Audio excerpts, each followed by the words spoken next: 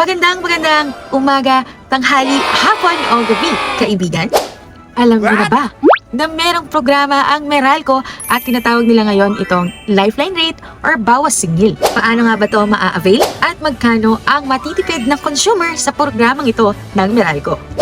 Sabi ng Vice President and Head of Corporate Communication, 20% hanggang 100% discount ranges depende sa actual ng konsumo ang madidiscount sa mga consumer. Mas maliit ang konsumo, mas malaki daw ang discount. Nagbigay siya ng sample ukol sa buwanang paggamit ng kuryente at kung paano tayo makakapag-discount. Sample computation patungkol sa discount ng paggamit buwanan. Kung 0 to 20 kWh a month, 100% ang pwedeng ma-discount. Dagdag pa niya na sa ganitong percentage ay metering fee na lang ang babayaran. Kung 51 to 70 kWh a month, 35% ang discount. At kung 71 to 100 kWh a month, 20% discount. Ang mga discount na ito ay nakabase sa actual na rate ng Meralco sa particular na buwan.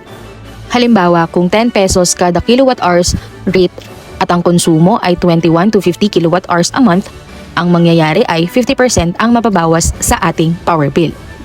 Sinimula ng September, tanging ang customer na aprobado ang application ang magkakaroon ng discount sa ilalim ng rules ng Lifetime Rate Program. Para makapag-avail ng Lifeline Rate Program or Electrical Bill Discount, number 1 ay dapat ay 4Ps beneficiary or categorized as living below the poverty.